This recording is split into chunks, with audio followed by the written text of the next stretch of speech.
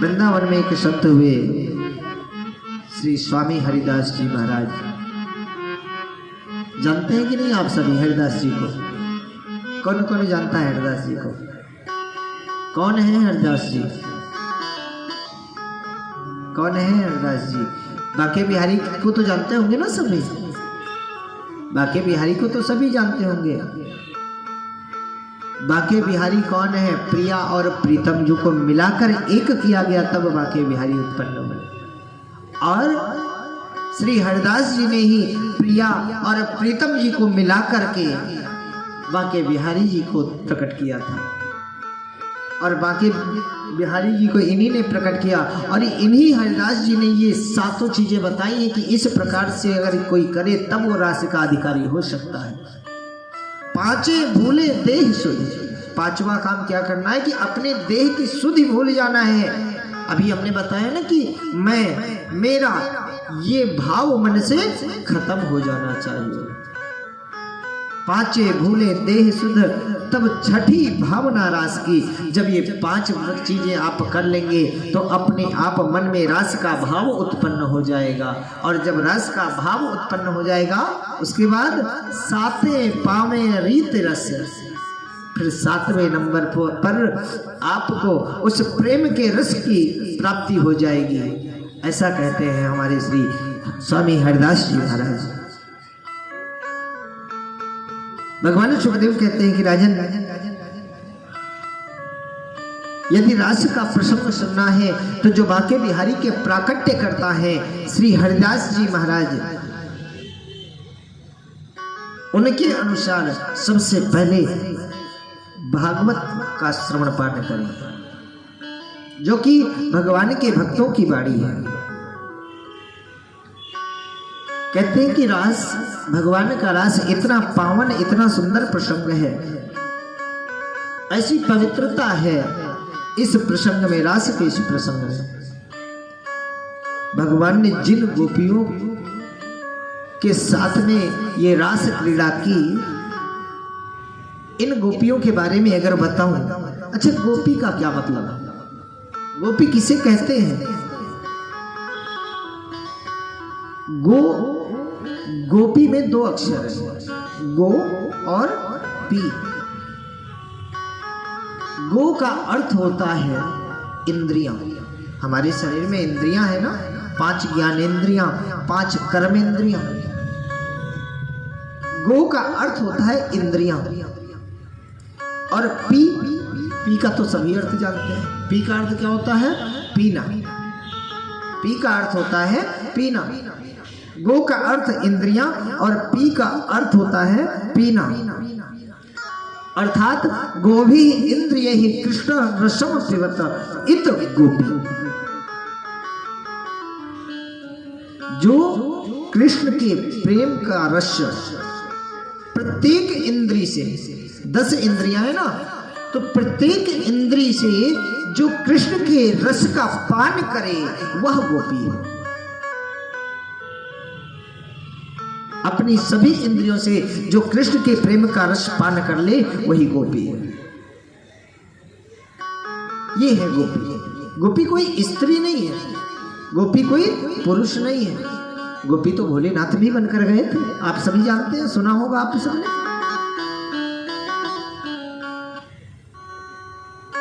तो गोपी कोई एक स्त्री नहीं है, कोई पुरुष नहीं है। अच्छा, ये सब गोपियां हैं कौन? अब जो आज गोपी बनकर प्रकट हुई हैं, ये हैं कौन?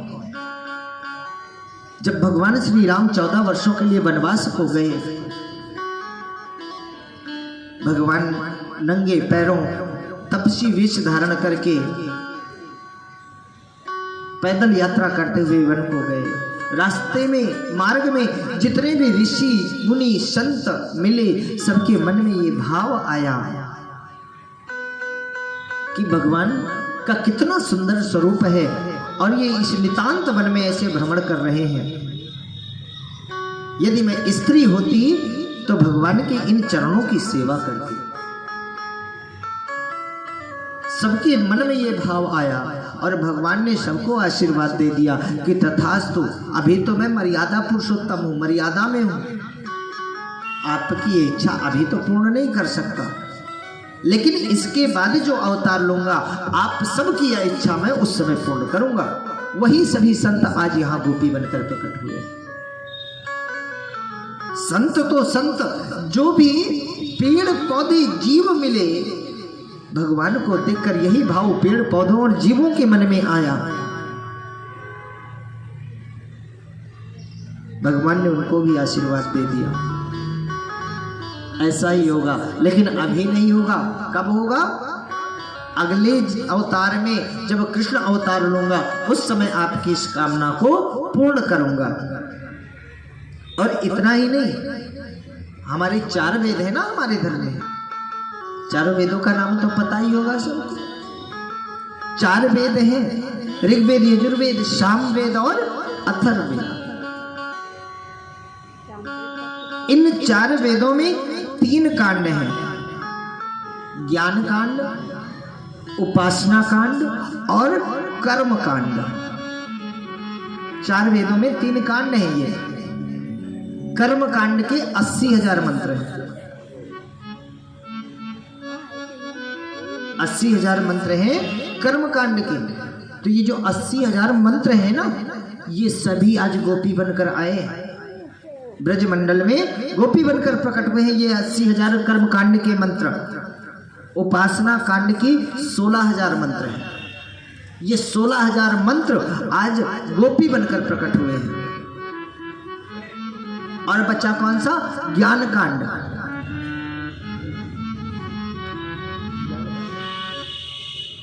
क्षमा करना, ज्ञान कांड का भूल रहे हैं कितने मंत्र हैं। जितने भी मंत्र हैं ये सभी आज ब्रजमंडल में गोपी बनकर प्रकट हुए हैं। आज भगवान इन सभी गोपियों की अभिलाषा को पूर्ण करने के लिए रास क्रीड़ा करने जा रहे हैं।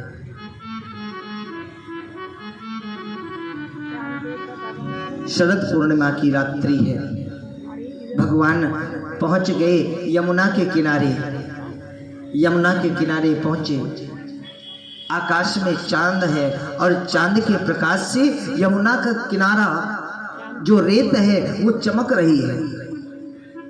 भगवान यमुना के किनारे खड़े हुए और मुरली अपनी निकाली और मुरली बजाना प्रारंभ किया।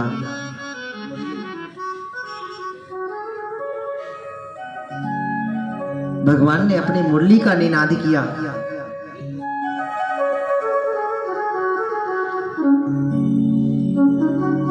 अच्छा, एक बात आपको यहां बता दूं, बजाने वाला कितना है? एक। बजाने वाले कितने हैं? एक। सिर्फ गोविंद। मुरली कितनी है? सिर्फ एक, जो गोविंद के पास में। बजाने वाला एक, मुरली एक, लेकिन सुनने वाले कितने हैं? अनेक। आज गोविंद ने जब मुरली का निनाद किया, जब मुरली बजाई, 84 कोस में ये ब्रजमंडल फैला हुआ है। और इन 84 कोस में रहने वाली जितनी भी गोपियां हैं, आज सब ने गोविंद की उस मुरली की आवाज सुनी। और आज जब गोपियों ने आवाज सुनी, बजाने वाला एक, मुरली एक, लेकिन लाखों करोड़ों गोपियों ने उसी एक मुरली की आवाज जब सुनी, तो सभी गोपियों को ऐसा लग रहा है कि आज गोविंद हमारा नाम लेकर पुकार रहे हैं मुरली में। सभी गोपियों को अलग अलग, वो गोपी सोचती है कि मेरा नाम ले रहे हैं, दूसरी गोपी सोचती है कि मेरा नाम ले रहे हैं, तीसरी गोपी सोचती है कि मेरा नाम ले रहे हैं। जितनी गोपियां हैं, सभी गोपियों को ऐसा लगता है कि भगवान हमारा नाम लेकर बुला रहे हैं। निशम्य नीतम विषम। सुखदेव कहते हैं कि राजन, जो गोपी जिस काम को कर रही थी, जिस समय गोविंद के मुरली की आवाज कानों में पड़ी, वह काम छोड़ दिया और दौड़ पड़ी यमुना के किनारे।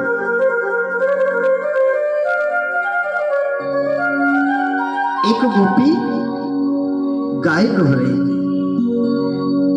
जैसे भगवान की मुरली की आवाज कानों में पड़ी, दूध का पात्र वहीं पे फेंका और दौड़ पड़ी। एक गोपी अपने बच्चे को दूध पिला रही थी, गोद में लेकर स्तनपान करा रही थी। कान में मुरली की आवाज पड़ी, बच्चे को वहीं बिस्तर पर लिटाया और दौड़ पड़ी गोविंद के पास। एक गोपी, संध्या का समय था, आंखों में काजल लगा रही थी, श्रृंगार कर रही थी। जैसे ही कानों में आवाज पड़ी, एक आंखों में काजल लगा था, दूसरे में काजल लगा ही नहीं था, सब कुछ भूल गई और दौड़ पड़ी गोविंद की तरफ। एक गोपी वस्त्र धारण कर रही थी, लहंगा पहना था, साड़ी बांधने जा रही थी। इतने में कानों में मुरली की आवाज पड़ी, साड़ी पहनना भूल गई और ऐसे ही दौड़ पड़ी गोविंद के चरणों में, यमुना की ओर। ऐसी परिस्थिति बन गई है आज उन सभी गोपियों की कि सब कुछ विस्मृत हो गया, सब कुछ भूल गई आज गोपियां। क्या है, कौन है, कुछ भी पता नहीं है। एक गोपी के पति भोजन कर रहे थे, गोपी भोजन करा रही थी, परोस रही थी। गोपी के पति ने कहा कि भाई दाल में थोड़ा सा नमक कम है, थोड़ा सा नमक ला कर दो। गोपी नमक लाने के लिए रसोई घर में गई। इतने में उसके कानों में मुरली की आवाज पड़ी, सब कुछ भूल गई, जल्दी जल्दी में नमक की जगह शक्कर उठाई, ले जाकर पति के दाल में डाल दिया, खाओ हम जा रहे हैं। प्रेम से बोलिए जय श्री कृष्ण। एक गोपी जैसे ही चलने को तैयार हुई, उसके पति ने पकड़ा कि रुको, कहां जा रही हो, मैं नहीं जाने दूंगा। गोपी को पकड़ा, एक कमरे में बंद कर दिया, बाहर से दरवाजा बंद कर दिया, ताला लगा दिया। गोपी ने कहा कि तुम क्या सोचते हो कि मैं अपने कृष्ण से मिलने नहीं जाऊंगी? तुम सिर्फ इस शरीर को रोक सकते हो, इस शरीर को बंधन में रख सकते हो, लेकिन मुझे नहीं।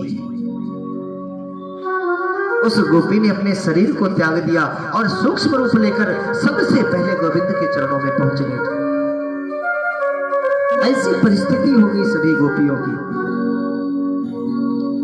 भगवान सुखदेव राजा परीक्षित से कहते हैं कि राजन, उत्तम पुरुष